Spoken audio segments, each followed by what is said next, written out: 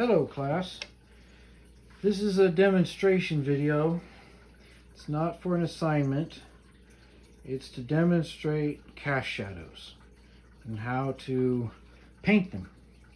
First off, I want to show you the reference object, which in this case is a plastic bowling pin, and I've used my lamp, my little desk lamp, to illuminate the object and also to create a cast shadow. If you look on the right side of your image, you can see the cast shadow on the back plane. Now what I'm calling the back plane, background, back plane, the object is next to a plane, a surface. In this case it's a raw canvas, not raw, but you know, one of those cheapy store-bought canvases we've been using. Then there's also the ground plane. The ground plane is the surface that the object sits upon or rests upon, all right? That's the ground plane. So we have ground plane and back plane. Obviously, you can tell we're dealing with some vocabulary, or jargon rather, I should say, in this video. If you look again, you see the cast shadow, okay? Cast shadow. There's a cast shadow on the back plane, and there's a cast shadow of the object on the ground plane. Light is coming in from the left-hand side and moving to the right, so the cast shadows are moving to the right. The light is high, it's in the upper left corner. Coming from the upper left corner, you can see a light spot right there on your image. The lamp is not that far away, it's just off camera a bit. But the light's traveling from the upper left down, across, and down to the right. Okay, so that's how we get a cast shadow on the ground plane as well as a cast shadow on the back plane. You can also see on the actual object, the form, which in this case is a plastic bowling pin, that the left side is being hit by light, okay, and is actually lighter than the background. And then as we move around the object, we can see that the right side is in shadow, okay, and the back plane right behind the darkest area of the shadow is right about there on the back plane, right? There's a little bit of light. So here the object is dark and the background's light. Here the object is light and the background is middle dark, okay? It's not as dark, obviously. Then there's the ground plane. I've used newspaper here. I'm keeping all of the colors here fairly toned down and neutral, gray, if you will. You can see there's a good middle dark here, or middle dark right here, and then the lighter value middle light of the newspaper outside the shadow. So those are areas we need to be conscious of. Also consider the form, the shape of the form, or the form of the object. As the object travels down closer to the ground plane, it tucks in, okay? It's wider here and not as wide here. This is getting a lot of light, more light, more light. Here we're even getting a reflection. And then as we cross over this point and start to taper down to the bottom, the object starts to get slightly darker in value. That's because it's receiving less light, okay? So light and dark help to create the sense of form and space. If you have read a comment like that on the paintings you've turned in, well, that's what we're talking about. This is the form. The values on the object create form. That's to say the illusion or the sense. It's not illusion in real, but on the painting it's an illusion. The sense of mass and volume. And then the space, which in this case is indicated by the shadow on the back plane and the shadow on the ground plane. Form and space. Now, I'm going to rotate our camera over to where I'll be working, and I'll actually put this. I'm gonna have to change the camera position slightly, so bear with me. I'm going to put the painting in the field of vision here. Actually, let me straighten it out a little bit. I'll be working from the side, but I want you guys to have a good view on my technical directions here. Okay, so you can see my image or my paint surface fairly well. What I've done is I've taken a small canvas, slightly smaller than our standard size, but you know, workable enough. And I've toned it. I've given it a color ground.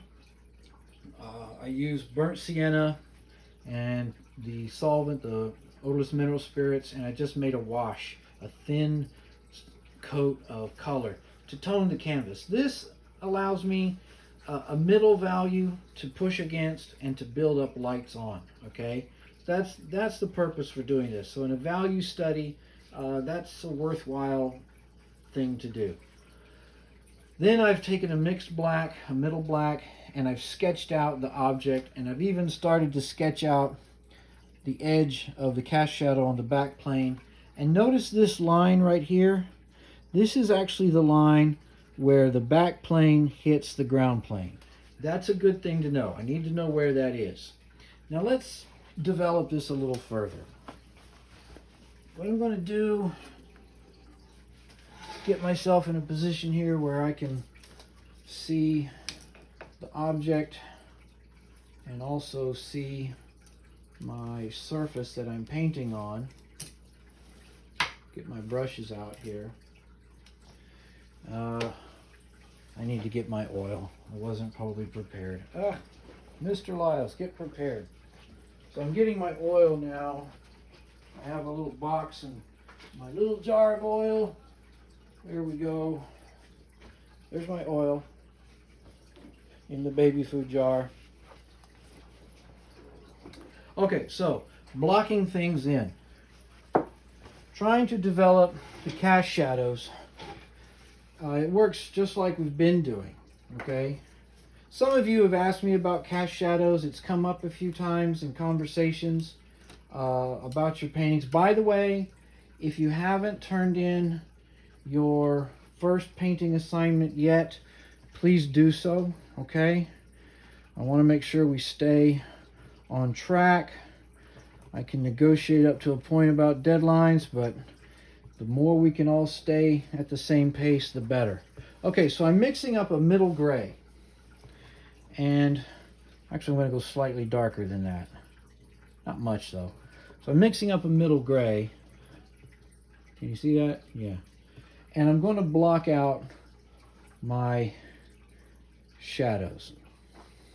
That's actually a middle dark. It looked like it was a middle gray on my palette, but it's a middle dark.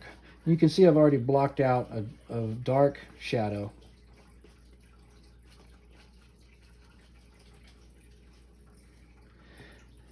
Then I'm going to get a slightly lighter value going, and I'm going to block out the shadow, the cast shadow that's on the back plane. Let's get it lighter than that.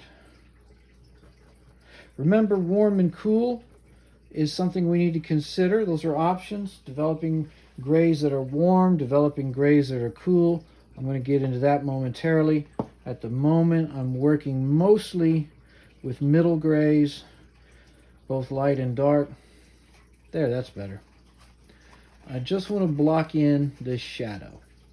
Now, this shadow is getting penetrated by light from a number of sources. I have multiple light sources. As usual, when I'm doing these videos, I've got to illuminate the room that I'm in pretty well so that you guys can see what's happening. But the result is I wind up with shadows that have multiple edges. That's okay, I'm going to use that. Now, you can see that I'm losing that line that was at the bottom. That's okay, because what I'm going to do is I am going to translate that area, that change from the ground plane to the back plane. I'm going to translate that into a shift in value. All right, objects in nature, and when I say nature, I'm just talking about the world. Objects in the world, whatever they may be, generally speaking, do not have a big black outline around them, okay? Line does not actually exist in that sense in nature. Okay? We use line to define the transition from a form into the space that the form occupies. Okay, we've been doing that for a long time. You sit down and you draw something, what's the first thing you do? You most likely make an outline. All right, it's just a natural thing. Human beings have been making outlines for a very long time. All right, probably more like 150,000 years. How about that? But it's not really the way we see. What we do see is changes in value as well as color. Now I'm doing my demonstration using our gray palette. Okay. All right, so I've got the cast shadow blocked in. I've got the cast shadow on the ground plane and the back plane blocked in. It's not fully developed, it's just blocked in. Now, let's develop the cast shadows, I should say, because there's multiple shadows, multiple values at least. Let's develop that on the actual object, on the actual form, this bowling pin. It's basically divided down the center. Boom, right? Half light, half dark. More or less, not exactly. The darkest part is opposite of the lightest part. It tends to be right here on this neck. How do we take something that's flat, like the surface of this painting, and suggest something that exists in 3 dimensions? You know, it doesn't just have height and width, it has height, width, and volume. Okay? How do we do that? Well, the way we can do that in paint is to have transitions in light and dark. Okay? As the shadow moves down the form, it gets warmer and it gets lighter. Now these are all observable conditions, okay? The way light and dark develops on the objects you're looking at depends upon the shape and form of the objects that you're looking at. But the principle, okay, the principle of using value to describe the sense of volume and mass, what we call form, that principle of using light and dark to suggest these conditions remains the same. I'm going to change my brush. Okay, irrespective of the form itself. So a few things you need to determine for yourself is where your light is coming from. And that's an easy one, you know. I put the lamp on the left side, so the light's coming from the left and it's moving right. Another thing to determine is where are your darkest darks? Block those in. Where are your middle values? Block those in. Where are your lightest values? Now, the left side of the bowling pin tends to be a lighter value. However, what is behind it is going to be a grayer value. And remember that rule of thumb? What are the 3 rules of thumb?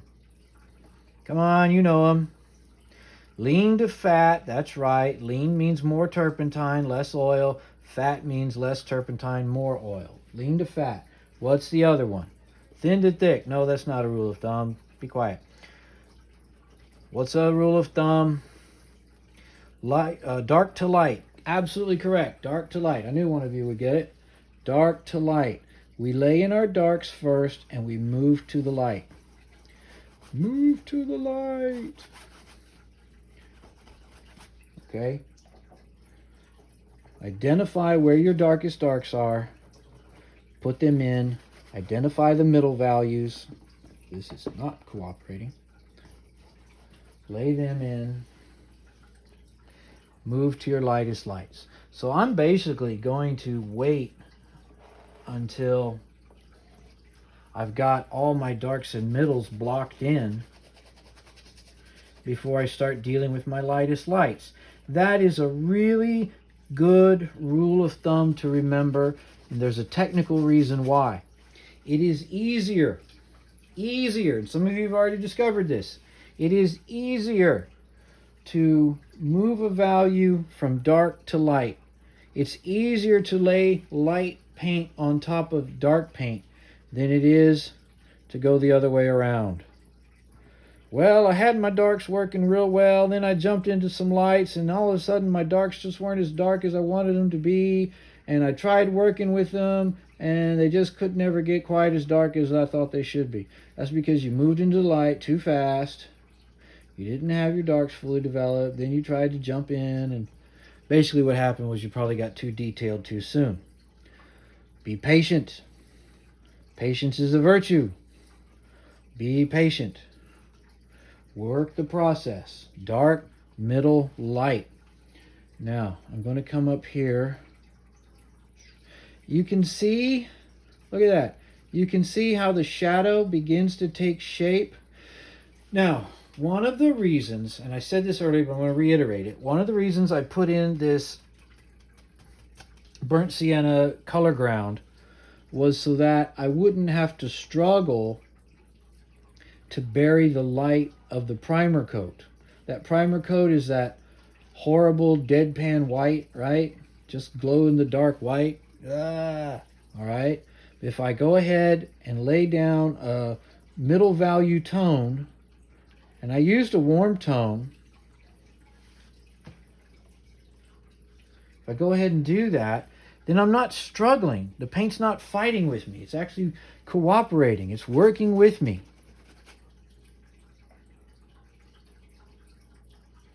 Let's get a middle. There we go. That's what I want. There we go.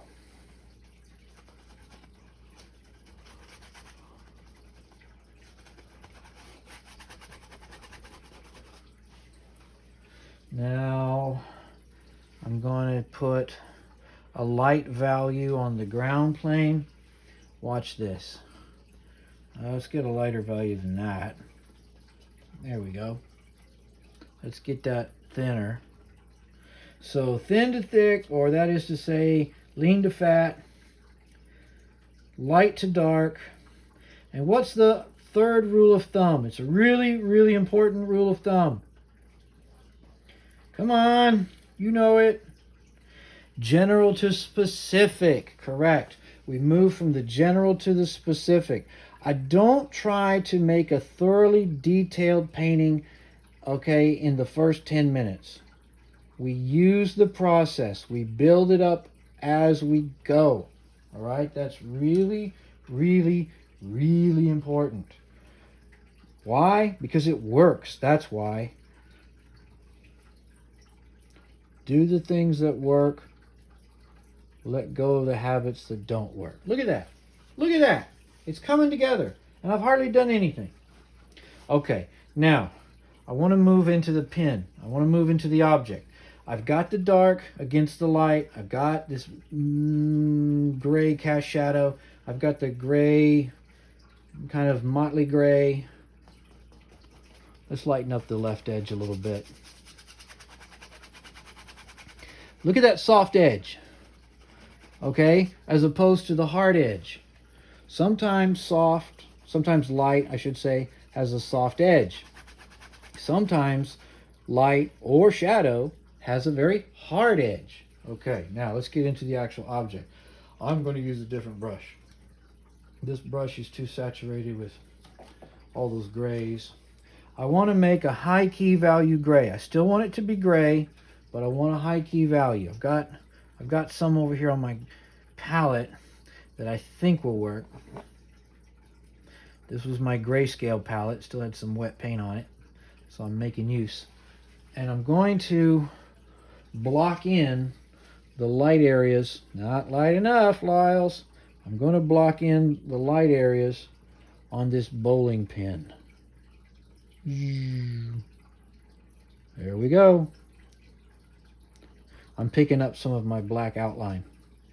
So as my high key gray is getting grayer than I first intended.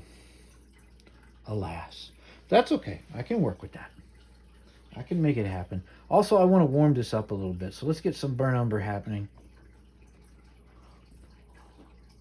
Now this is just a demo to illustrate how to build cast shadows, how to use value to create form. Let's get a middle gray, and we're going to take care of this edge right here. Wow, that black paint is really cutting into what I'm doing. It's always something, folks. That's one of the fun things about painting, is that it's always a challenge. There's always something happening.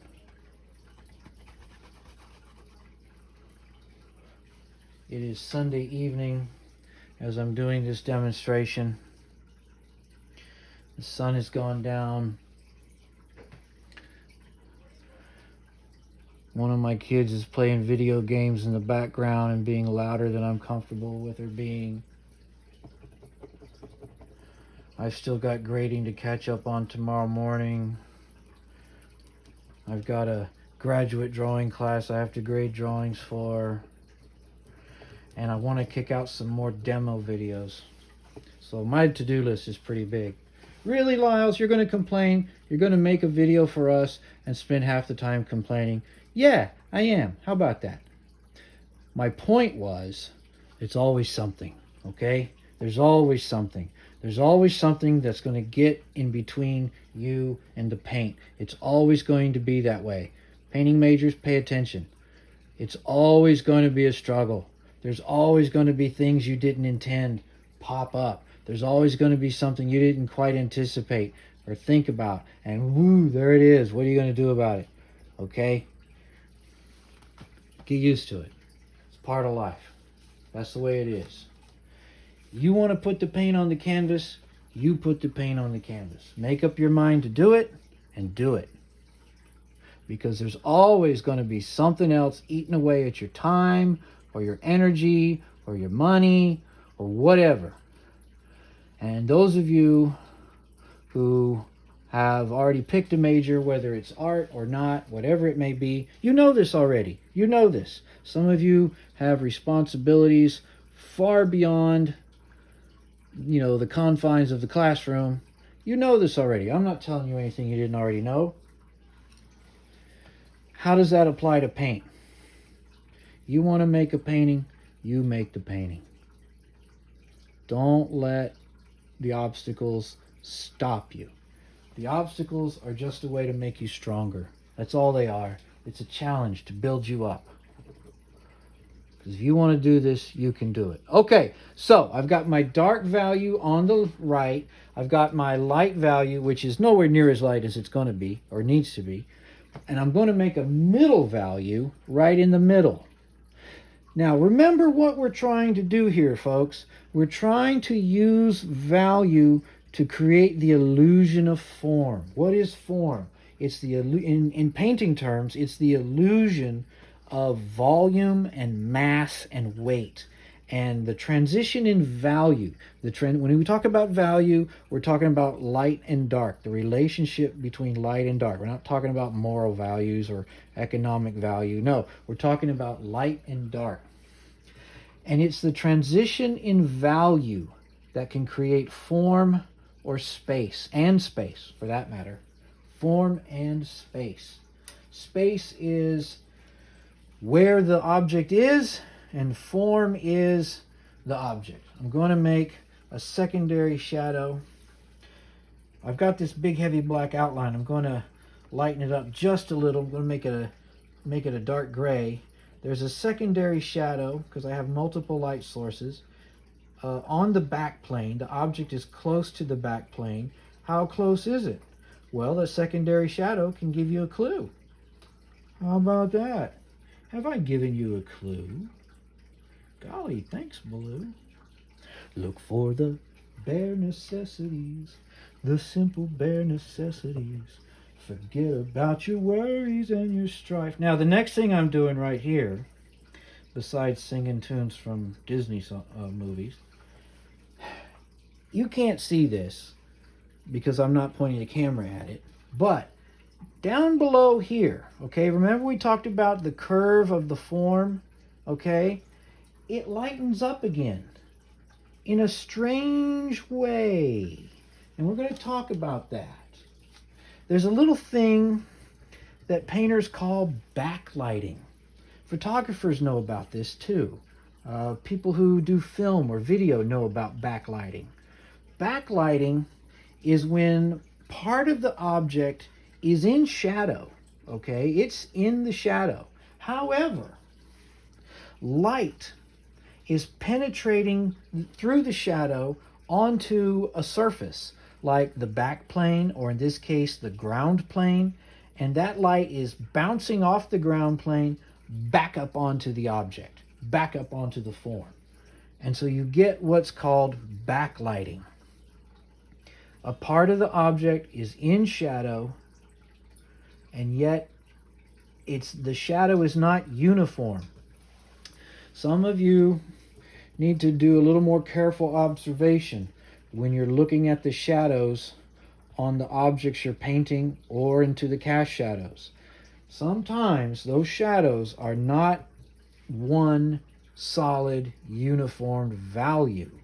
Sometimes those shadows have an anatomy all of their own.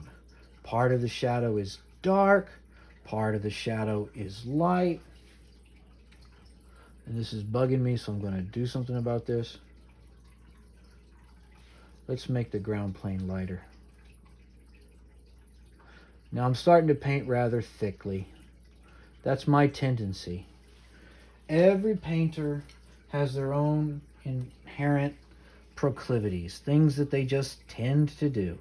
I tend to paint rather thickly at times.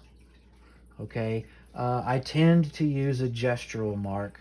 If you don't know what that is, don't worry about it. Those of you who've had figure drawing know all about that.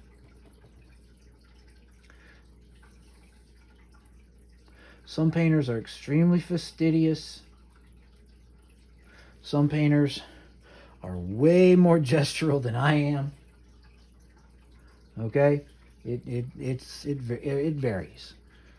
Once you learn the fundamentals, once you've mastered things like value, so that you can use value to create form, then your own innate, what I like to call artistic proclivities, your own tendencies, can start to emerge or shine through.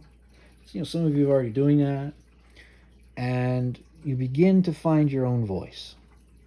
And finding your own artistic voice is a very long and sometimes painful process. Okay? But the first thing you got to do is learn the basics. Please, please learn the fundamentals. Learn to appreciate and reappreciate the fundamentals. All right? Well, I like painting abstractly, Mr. Locke. Great, good. You know what? Me too. You want to know a secret? Abstraction is hard. It's hard. You want to know how hard it is? It's so hard that most abstract painters do it very, very, very badly for most of their careers, and eventually they start to gain ground and get somewhere. Okay? It's tough. It's tough. Observational painters, guess what? That's hard too. But you have techniques that you can fall back on. You've got history to fall back on. It's worth your time to learn fundamental skills, and then once you reach a higher level in your development, you can begin to decide what to do with them. What to keep, what to throw away, what's yours, what belongs to somebody else, etc., etc., etc. But I promise you, great abstract painters know everything I'm talking about right now. They know all about value and space and backlighting and all of that stuff. Don't fool yourself. Don't kid yourself. Okay, look at that. Let's get rid of that. Look at that. You see how that is lighter? And it tends to be lighter next to the darkest darks. There's a rule of thumb for you. The lightest lights tend to sit next to the darkest darks. Now, I know this backlit area isn't really one of my lightest lights, but relative to the shadow that it is a part of, yes, it is. Yes, it is one of the lighter lights. Now, let's deal with the shape of this shadow a little better than what I've done. Let's go back to some lighter color. Yeah, color. I'm saying it, color. White's a color. Did you know that? White is a color. You know what painting is about? Painting is about color. Even if you choose to paint in black and white, you are still making a choice about color. Okay?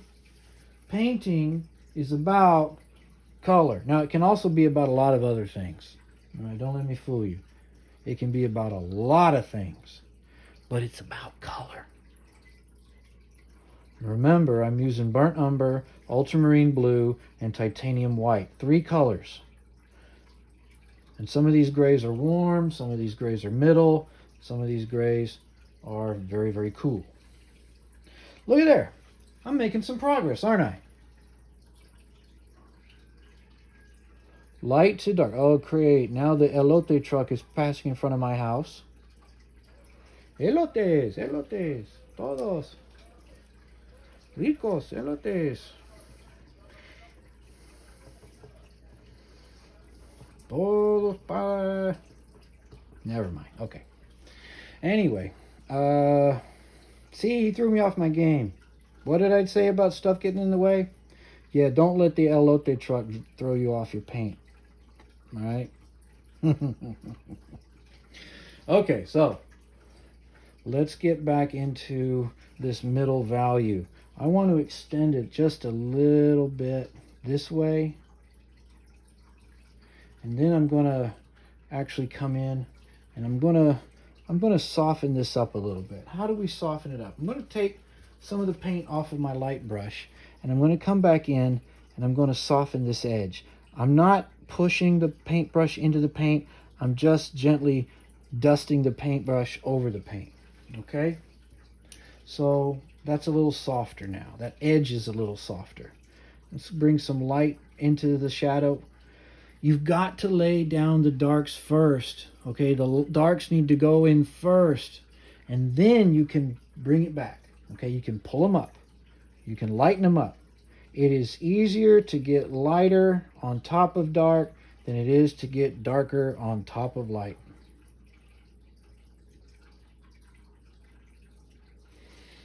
Okay. Now, some of you actually did ask me about a demonstration regarding the use of value and cast shadows. And some of you weren't familiar with the jargon that I was using. There's quite a bit of jargon. And by jargon, I mean vocabulary. I don't want to use the word vocabulary because we're not going to be tested over the vocabulary. But there's jargon, that is terminology specific to our discipline. In other words, painting. And it's helpful to learn this jargon. And some of you have never been exposed to it before. Okay, well, you're in my class. You're going to get exposed. What? You're going to be exposed to the jargon that's specific to painting. And you're going to learn it as you go because you'll hear me talking about it. You already have heard me talk about value quite a bit and form quite a bit. You've already picked up more information than you realize. And by the end of the semester, you're going to have all this stuff floating around in your head. And you're going to wake up with nightmares of breaking down objects into value. And you'll send me an email. Mr. Lyons, I had a nightmare. It's all your fault. That's right. And it's at that point that I'll know I've succeeded as your instructor. When you're having horrific nightmares about my class. Okay. That's not just a joke. I actually had a person who was having a nightmare from a drawing class. I was always telling my drawing students, oh, I don't know, different phrases. You know, Let the dark be dark and your light be light. I think that was it. And this one lady said, I had a nightmare. You were telling me that. Good. You're learning something. I have weaseled my way into your subconscious. That's a good thing. That means you're learning things. Okay, now I'm tweaking this shadow. Okay, I'm trying to get a stronger sense of form. Remember, it's voluminous, right? It's cylindrical. It's a combination of... Okay, let me back up a minute. If we take a complex form that we see in the world and we reduce it down to basic geometric forms, okay? What are some basic geometric forms? Sphere, cube, cylinder, cone, okay? And those forms are made up of basic shapes: circle, square, triangle, rectangle, ellipse, okay? Those are basic shapes. We're using value, that is to say, the relationship between light and dark, and a combination of geometric shapes. And between the geometric shapes and the transitions between value, we're actually creating the illusion, and it is illusory, the illusion of form. Okay? In the two-dimensional world, form is an illusion. Just like space is an illusion. Okay? Ta-da! There we go. Did you ever see the old Bugs Bunny cartoons? Wile E. Coyote chasing the Roadrunner, and the coyote runs up to a stone wall and paints a tunnel through the stone wall. You know, he's got this perfect perspective, and the value is, it usually has about 3, maybe 4 values, and it's just right on. And the Roadrunner comes, the gag is that the Roadrunner comes down the road and runs through the tunnel. And the coyote is kind of freaked out by that, and then he tries to run through the tunnel, and bam, right into the stone wall. Okay, that's a visual pun, okay, because those cartoonists knew everything about drawing, knew everything about value, knew everything about perspective. And there's a meme going around on Facebook where somebody actually painted one of those Wile E. Coyote type tunnels onto an overpass wall, and some car actually banged into it and bashed up their fender, their bumper. I thought that was hilarious. Idiots. Anyway, I guess anybody could fall for that if the painting's done correctly, right? Okay, so here we go. You can see light is light, light is light, dark is dark, middle gray.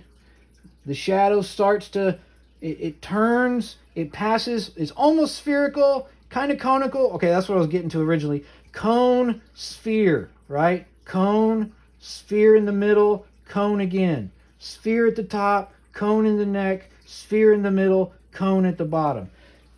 Geometric shapes, using value, suggesting geometric form, and the object as a complex form, and yes, it is a complex form, is a combination of these simple geometric forms. Right? Anybody in here study geometry? You know what I'm talking about. You know what I'm talking about. You know where it is. You know what time it is. Okay, here we go. There we go. I'm just about done. So what I'm trying to go for at this point is that the backlit area of the shadow is over here on the far right. The center area of the shadow, in the lower section anyway, tends to be the darker portion of a middle gray shadow, essentially. And then as we move up into the area of the pin, the bowling pin, that's getting hit by light very directly, the shadows there tend to be stronger. I'm going to thin down some paint and clean up the brush a little bit. Let's get some burn umber. Let's get some warm stuff happening. Remember warm and cool, all right? Balance. If I've got a whole lot of warm on my paint, man, I need a cool spot somewhere just to balance it out. If I got a whole lot of cool stuff happening on, I need that warm little moment just to balance it out. Excuse me. You need to strive for balance. And when I say balance, I don't mean equal portions, okay?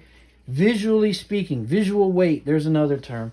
You can have a whole lot of warm and a moment of cool that balances it all out. You can have a whole lot of cool and a moment of warm that balances it all out, okay? Balance is not about equality. Balance is about functionality. Right? Too much of any one thing, you're out of balance. And sometimes it only takes a little bit of a difference to make a big difference. Okay, there we go. Da-da-da. Do you see? Do you see it? Does it look like a form? I have used value to create cast shadows. Now, cast shadow on the back plane. Notice that the shadow has multiple values. It is not uniform in value. This is a light middle. This is a middle, and then it starts to move into a dark middle, and then we get a secondary shadow that's a dark gray. Okay? Shadows are not going to be uniform.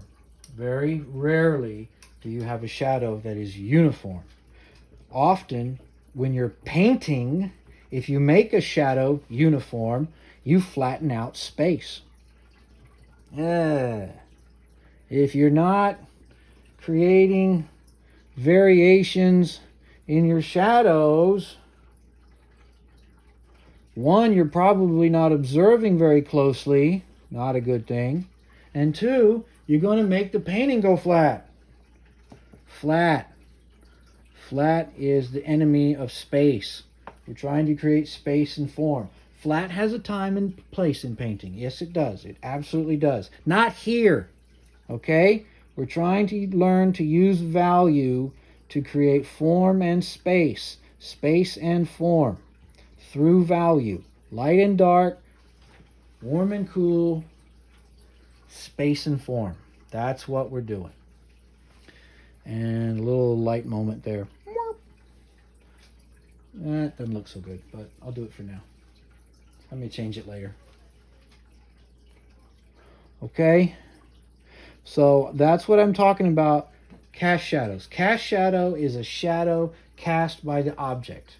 The cast shadow tends to take the shape of the object, although it can be elongated. Why is it elongated? Basic physics, my friends. Basic physics.